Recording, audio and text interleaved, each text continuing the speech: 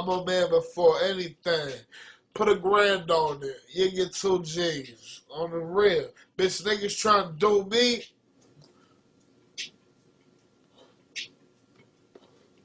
Get smoked like that blunt.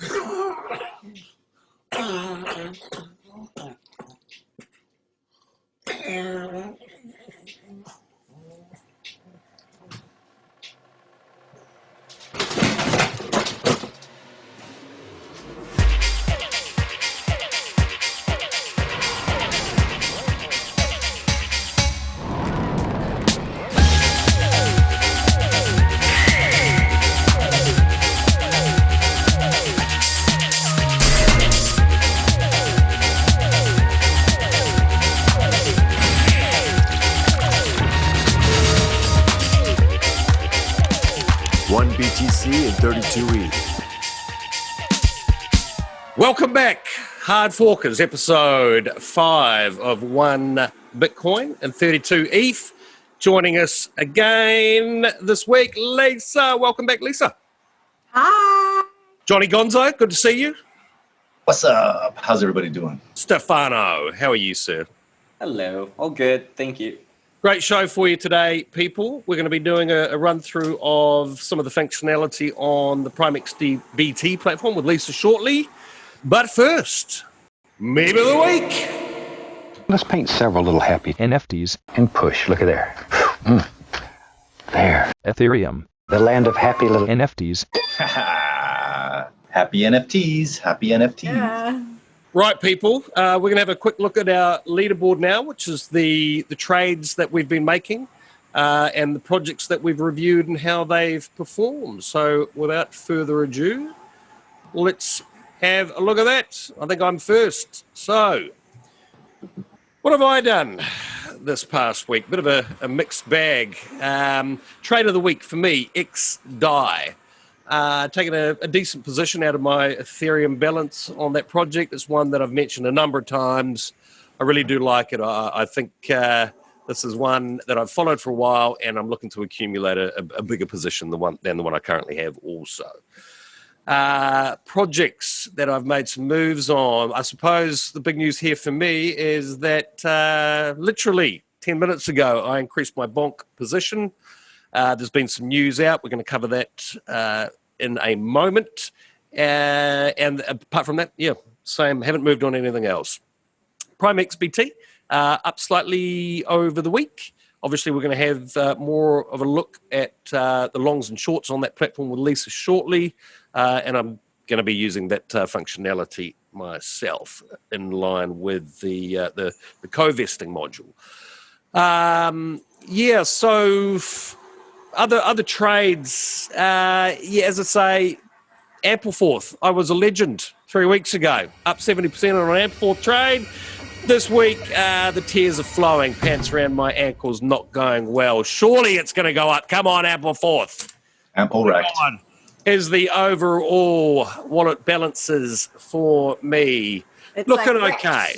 Looking okay overall. I'm pretty happy. Obviously, last week was a massive gain of over 80%.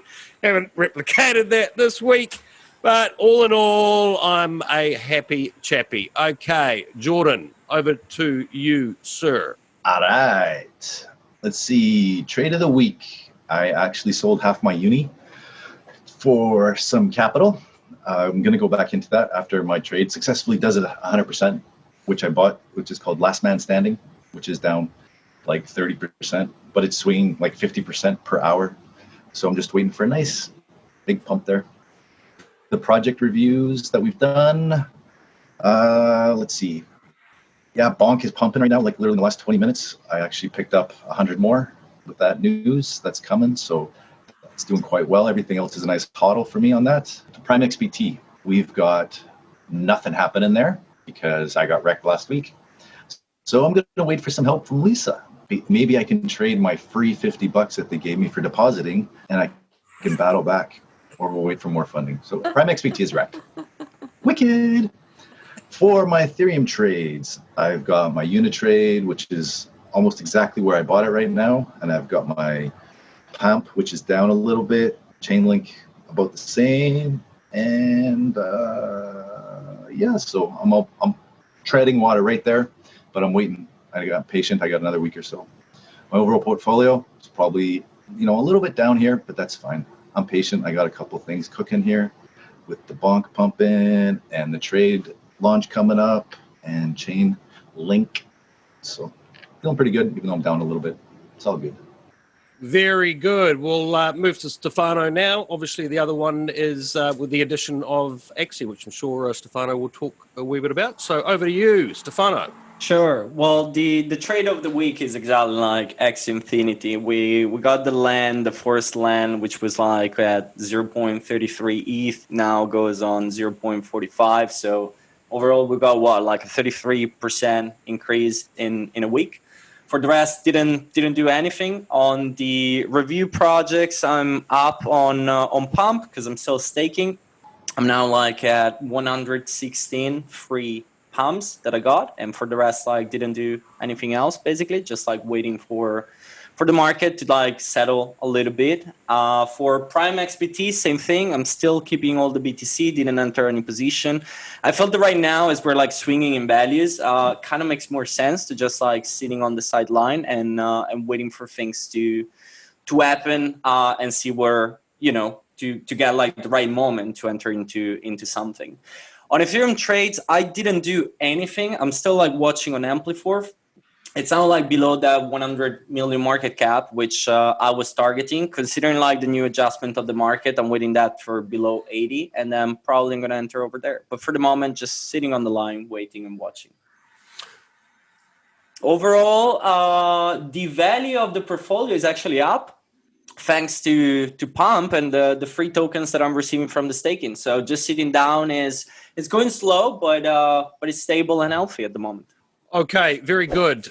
Guys, obviously there has been some news. I'll let you two have a chat on that one. You're more familiar with the BONK project. What's happened there, guys?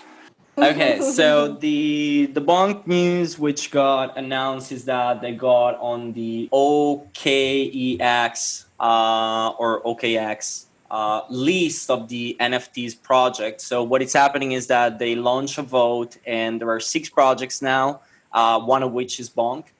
And the 2 tokens that are going to receive like the highest number of votes from the community are going to be listed on the exchange.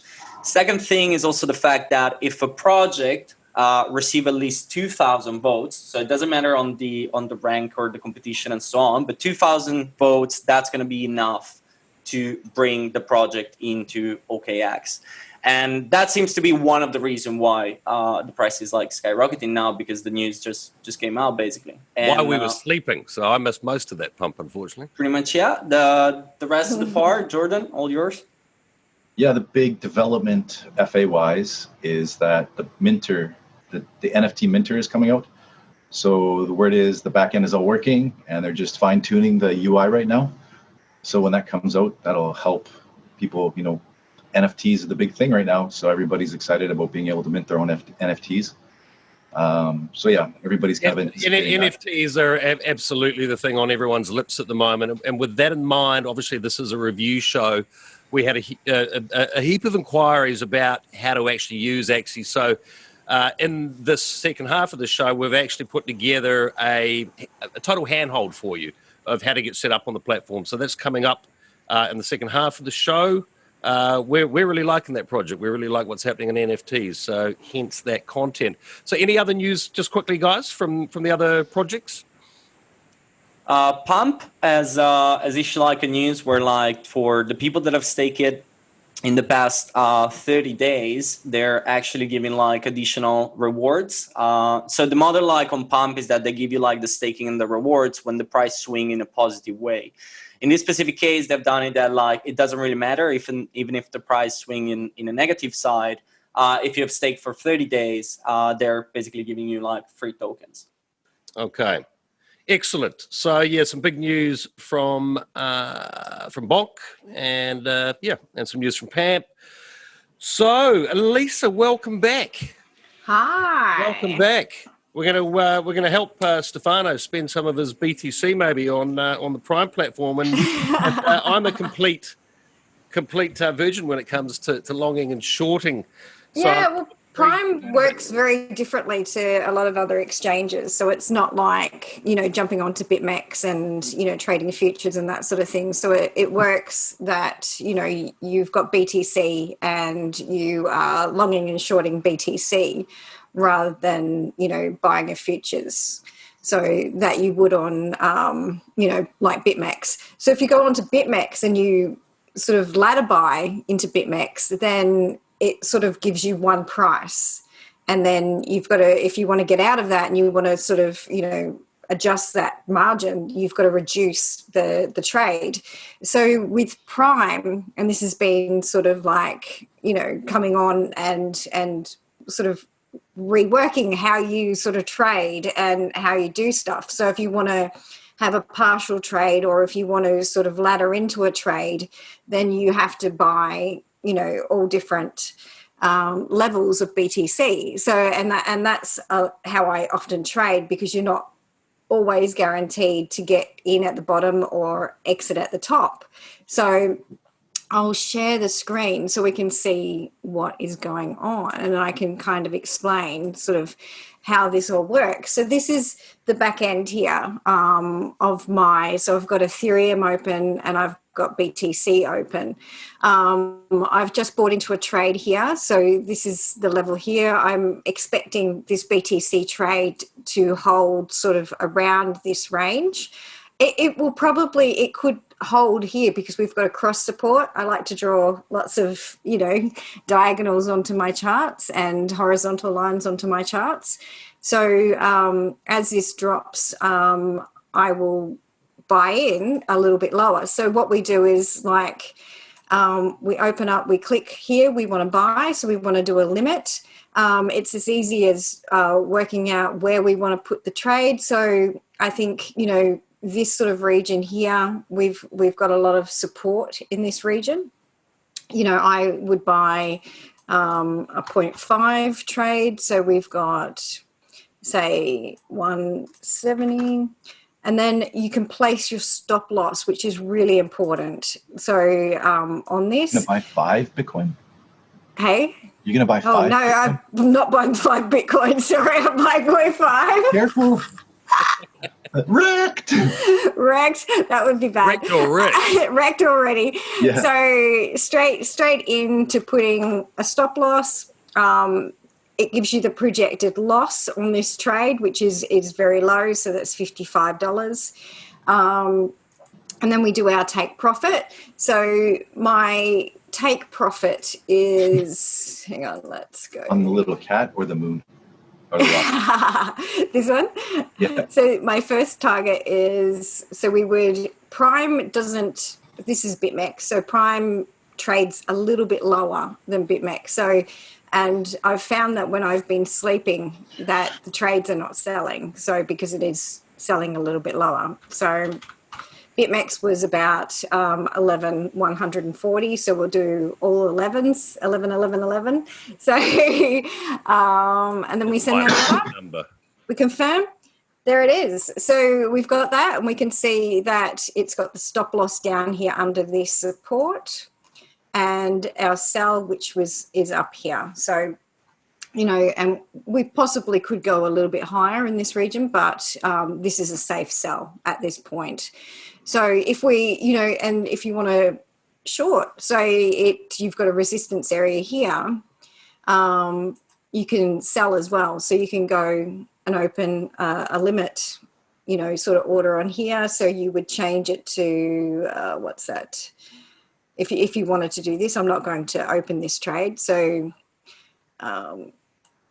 say we wanted 885, and then we'd set our stop loss above that. So, oops, no, we don't want to do that.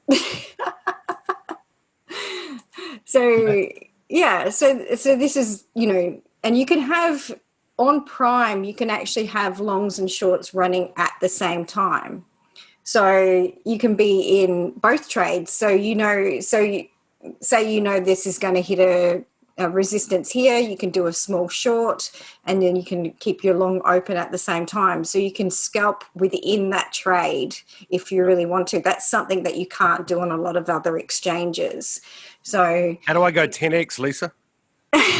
So if you want to go 10x, so you just work out. So I've got a balance here of 2,700.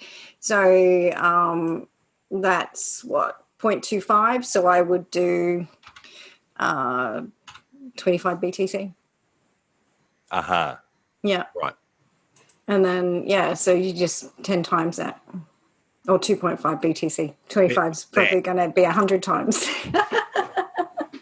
Lisa, I have a question. I noticed there, like your initial buy was 1 BTC. First one.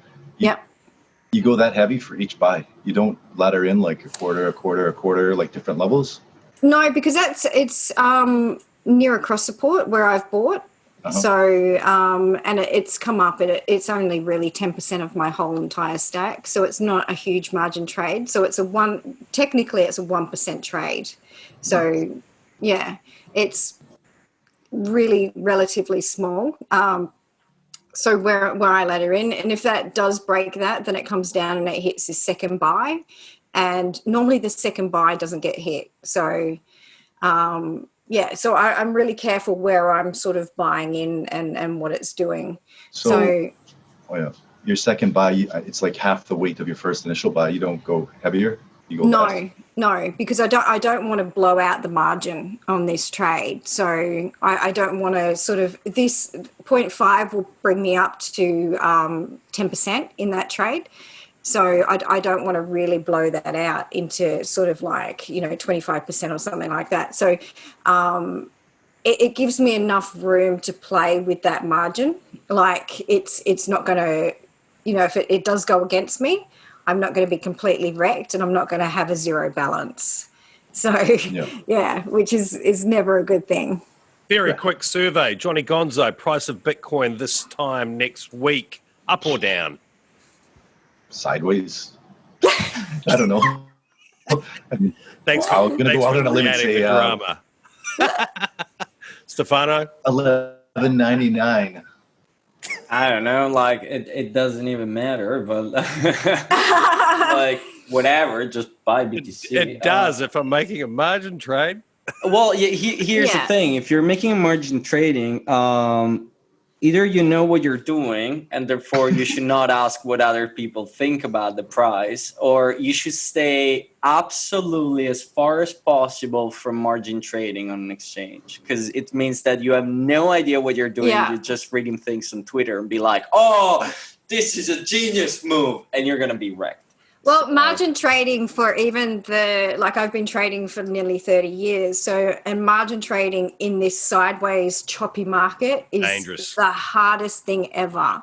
And it's actually really dangerous. So, I have sat out for days at a time when I'm like, I have no idea where this is going. And, and then put an order in and, so it's even in this range because it's so choppy and so sort of unpredictable. Yep.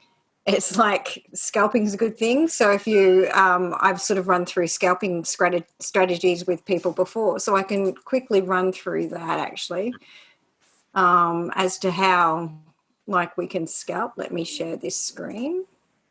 I really like the platform. Stefano, I'll ask you another question, Stefano. Like how Ample forth. Up or down this time next week? Oh, Ampliforth is gonna still eating up on the supply because it's below $1. So there is time to go. I'm waiting it for kind of like another 15-20 millions to be eaten up, and then I think it's gonna be good to go. Don't touch Ampliforth yet. Yeah. Sean, you're wrecked. Just sell so that Stefano can buy and make all the gains. All right. So quickly, I will share this screen, and I'll quickly run through a scalping strategy that's pretty sound. So. It's a 9 and 21 EMA scalping strategy. So basically when they cross, so at this point here, they've crossed bullish. So we would go long. So you would go long at a 10-7, sort of 10-ish. And then you would hold this trade until it crossed down here. and you've got about $100 move, you could sell higher and just keep moving the stop loss up, which is something that I do, and keep that very tight. But so you could have a higher leverage trade in this if you're scalping. So I would maybe go 20% on the cross here. And, you're making $200 per trade. So if you do that every time it sort of crosses over during the day, which you can do like several times during the day, it's a really effective way to just make some quick dollars. The other way is MAs, and I post this a lot on Twitter, is just targeting MAs when, they're in a bullish sort of movement. So we know that at this point we're going to drop down. So you could, this is why I've got another reason why I've got my long opened on Prime XBT, is because we've got this 100 MA here that we're coming down, and it's a support region. So we would long here, and you could sell here. And so you've got, a $50 scalp that you can do in this region. And, that's a really good, quick, effective way. So you can have a higher leverage scalp in that region and, make a quick $100 at, 20 times. So, yeah. Awesome. Thank you very much, Lisa. Yeah. So quick and easy way to make, $50 to $100. Yeah. Have a play with a few different types of trades this week. So, but to everyone out there, never invest more than what you're willing to lose. And always. Next week, Sean going back don't to ask me zero about BTC trading. and zero. That is financial advice. Yeah, that's it. Okay, so look, second part of the show, as you know, viewers, we review other projects. As I mentioned at the top of the show, we had a lot of inquiries over Axie Infinity, the project we reviewed last week. So what we're doing this week is a hand-holding exercise. We'll have a quick look at the start of that interview now for the first 5 minutes or so. Stefano is going to run through a few sort of facts and figures on the platform, why potentially it's an investment you might want to have a look at yourselves. And then there is a link below to the full interview, which really is a handhold of how to get set up and the different functionalities of that platform. The full video is also posted on the website, so you can either click the link or watch it on the website. So, let's check that out now. And welcome to Maggie. How are you, Maggie? Hi, I'm good, thanks. Thank you for having me on your show. Well, you've been here before, backed by popular demand. Yeah, right. The audience has voted. Okay, or one of them. We have more than one viewer. Well, more than one person asked you back as well, Maggie. So without further ado, the reason we're making this video, there's been a lot of interest in Axie Infinity. It was the project that we reviewed last week.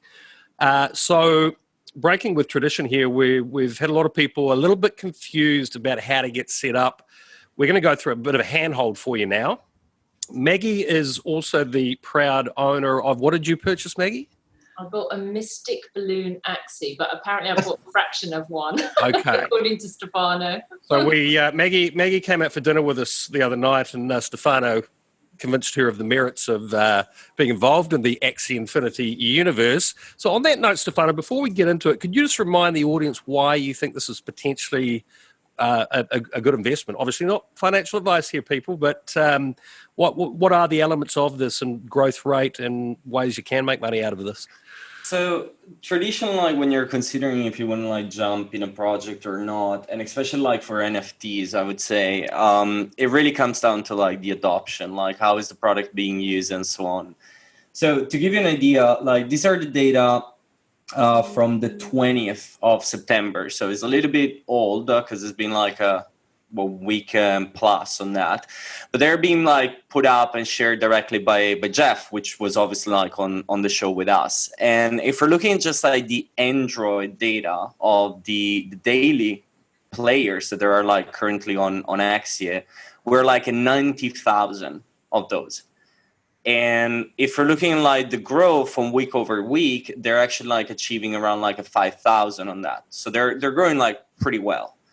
If we're looking at the Discord server where the community is hanging out, asking questions and so on, they're almost reaching 9,000 users over there, growing exponentially day after day.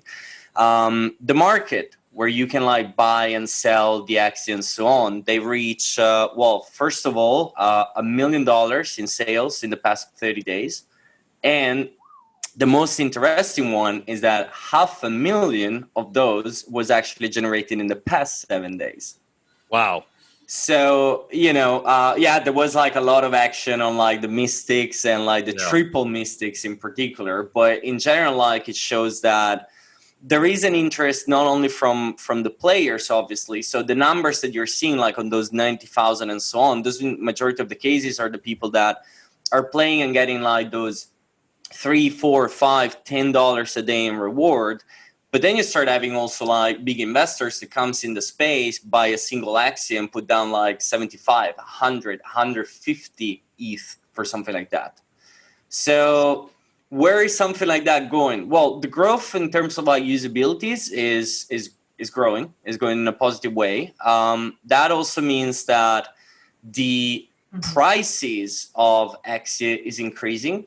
The prices of the land is increasing as well. So it's becoming a little bit like stiffer and more expensive to enter. But that's always a good news for the people that were like in before, because everything that they purchased in the past is now worth like, I don't know, 20%, 50%, double the price of when they enter.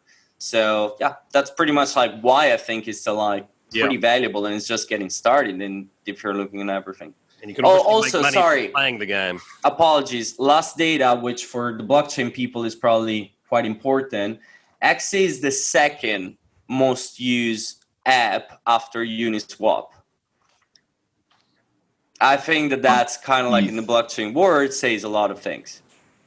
Really? Yeah. Wow. On ETH, right? You're talking about on Ethereum? Is there anything else except Ethereum? Well, you said blockchain. You didn't say ETH. Okay. Well, let me rephrase. Ethereum. I'm sure some hardcore Bitcoiners or other crews would take offense to that. Okay. Look, if you haven't taken notice, I'm sure you just sat up in your chair after hearing some of those stats. I certainly am, and that's the purpose of this video. Let's talk you through now how the whole structure of this works, how you go about setting up your wallet, getting Axies in the different ways that you can, in fact, invest, I suppose, would be the term to use. Yeah, so check that video out. It's great content. It's actually a good friend of yours, Lisa, Maggie. Maggie. Nice to see her on there. It's like, go Maggie.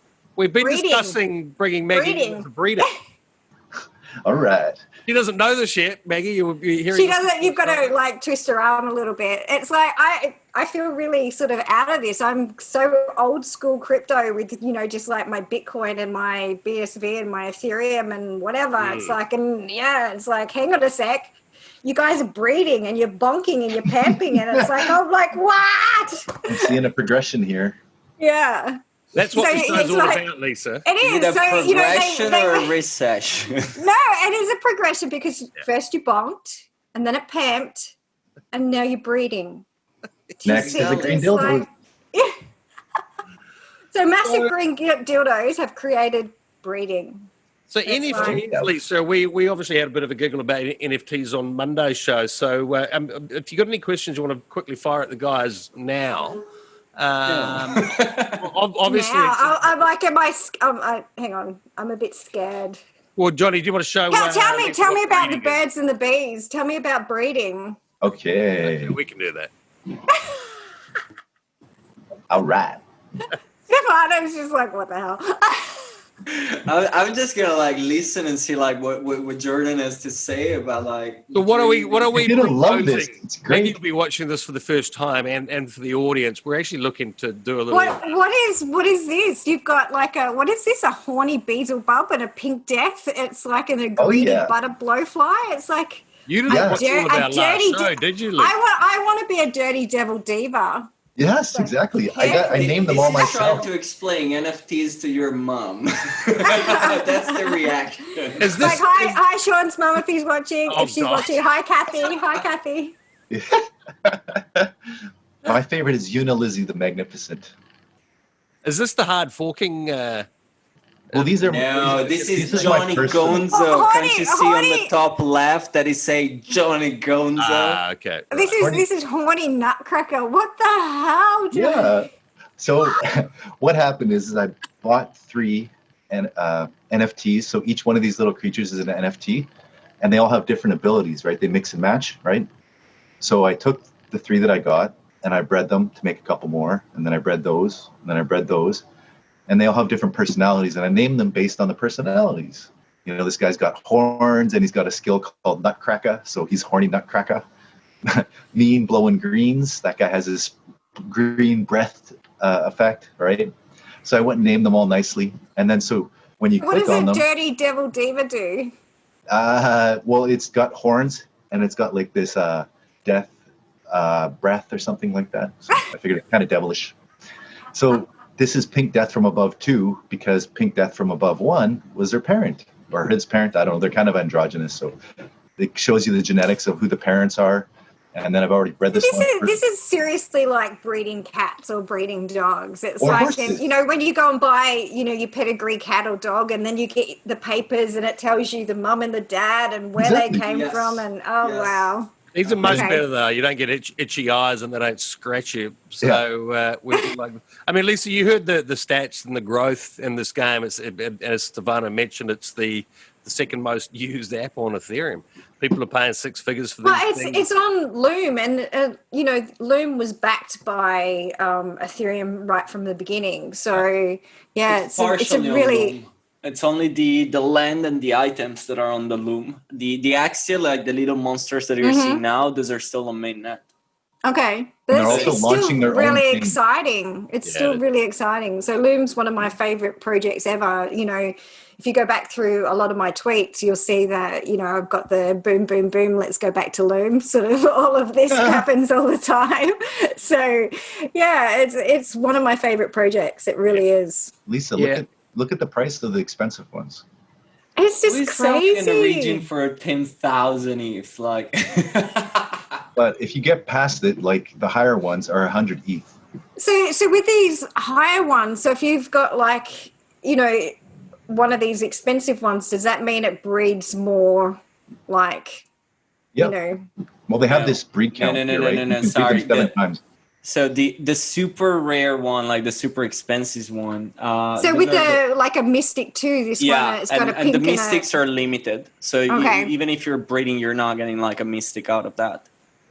So those are like for the rarity, the fact that like you get only like hundreds of those in the entire game and nothing else.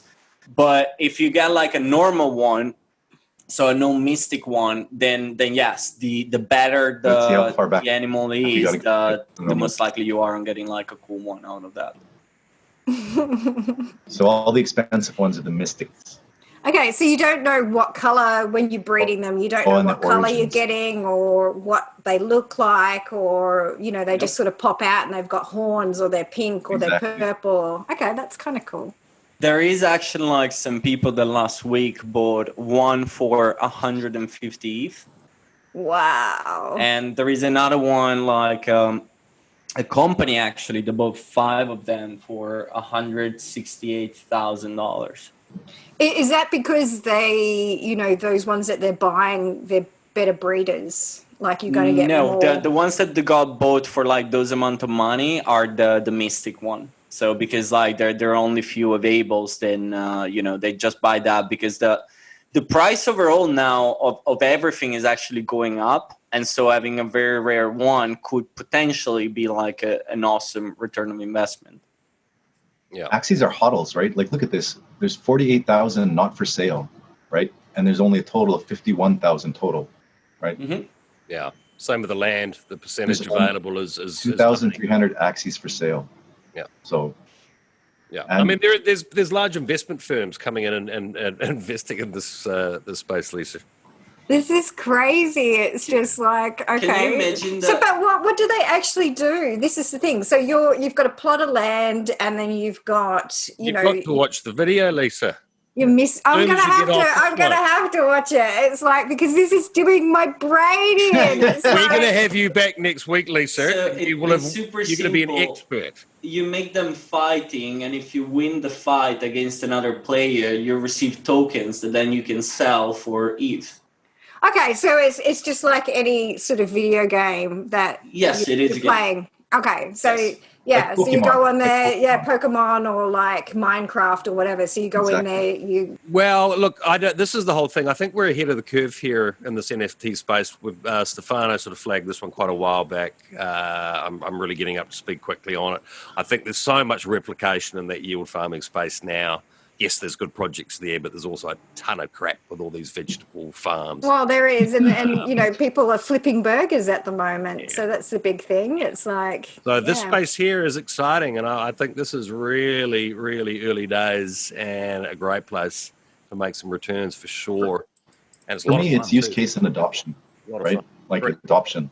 Yeah, absolutely. Lisa, one of the big things is that you're getting people in the Philippines and like Vietnam that are yeah.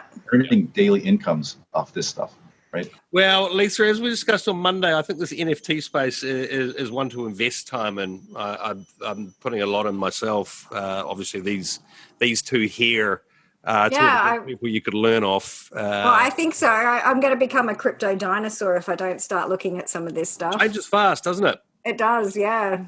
Yeah. We had that conversation earlier, hey Sean. We Like did. people get into crypto and like they're like, oh, I gotta learn a whole bunch of stuff, right? And you go through a month or 2 or 3 months, each person is different. And then they're like, okay, I'm up to speed now. I know what's happening. And then you get into your projects and your trading and then all of a sudden, like 3 months later, all your information is out of date. It's like, Yeah. it just moves so fast. You've got to keep learning, keep studying. It's like, you know, when the DeFi stuff came in, Yeah. and I had all that stuff on Twitter, and I'm buying these coins, and then everyone's like, why? And I'm like, because they're DeFi, and they're like, what's DeFi? So, and so that was DeFi, and now it's like farming, and it's like staking, and it's so it just and breeding. You guys are breeding now, so and pamping and bonking, and so it's just moved so fast this year. It's just crazy. Yeah. Yeah. Can I talk a little bit about some another closing comments, people? What, Mr. Gonzo? We'll start top left. Any thoughts from today's episode you want to leave the audience with? Yeah, I mean, one of the other aspects about NFTs that, for me personally, like in the last 2 weeks, has just gone crazy is commissioned artwork. So, you know, my background is in animation and design and all this stuff, right? I've gotten so many requests recently to make NFTs, which is awesome because, you know, I get paid in ETH and the project coins.